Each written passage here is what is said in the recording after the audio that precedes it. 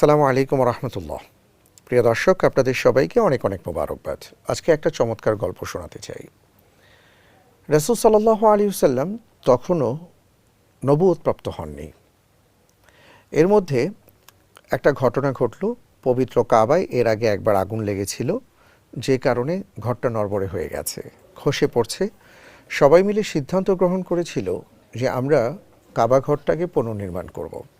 সব ঠিক আছে, কিন্তু ঝামেলা বেঁধে গেল একটা জায়গায়, সেটা হলো হাজরে আসওয়াদকে নিয়ে।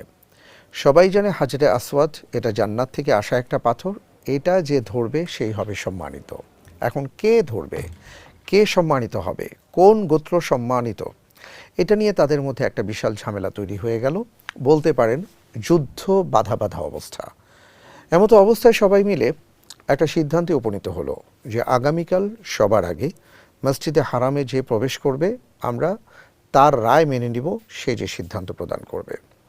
সবাই অপেক্ষমান আগামীকাল কে আসছে সবার আগে। সবাই তাকিয়ে অপেক্ষা করছে। হঠাৎ করে দেখা গেল, হ্যাঁ, ধীরে ধীরে যেই যুবক মসজিদে হারামে প্রবেশ করছেন তিনি আর কেউ নন, মুহাম্মদ সাল্লাল্লাহু আলাইহি ওয়াসাল্লাম। সবাই আনন্দে চিৎকার করে উঠল, বলল, এ তো আমাদের মুহাম্মদ আল আমিন, অবশ্যই তাকে আমরা বিশ্বাস করি। ভবিষ্যৎ হোক নিরাপদ, বিনিয়োগ হোক বিশ্বস্ত, আর আমার পছন্দ সল্ট বে। ওয়েলকাম টু সল্ট বে।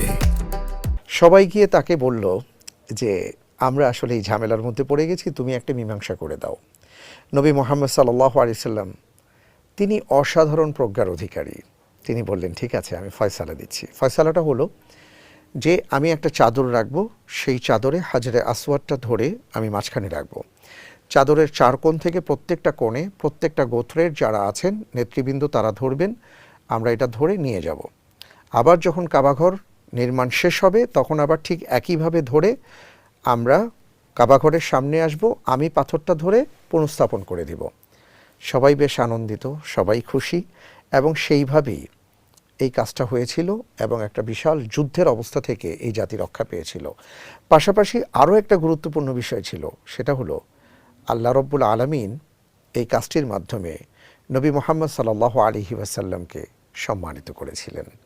প্রিয় দর্শক, এইভাবে আল্লাহ তাআলা তার নবীকে সম্মানিত করেছেন প্রজ্ঞার মাধ্যমে, হিকমার মাধ্যমে। আমরা আজকে অনেকে অনেক জায়গায় আছি, আমরা যদি একটু হিকমা প্রজ্ঞা অবলম্বন করে কোনো জাতিকে ক্ষতির দ্বারপ্রান্ত থেকে রক্ষা করতে পারি, এটা আমাদের জন্য অনেক বড় পাওয়ার। তাই আসুন আল্লাহ তাআলার কাছে আমরা কামনা করি, আল্লাহ রব্বুল আলামিন যেন আমাদেরকে এমন দায়িত্ব দান করেন, এমন কাজের তৌফিক দান করেন, আমাদের মাধ্যমে মানুষের রক্তপাত যেন বন্ধ হয়, মানুষের কষ্ট যেন লাঘব হয়।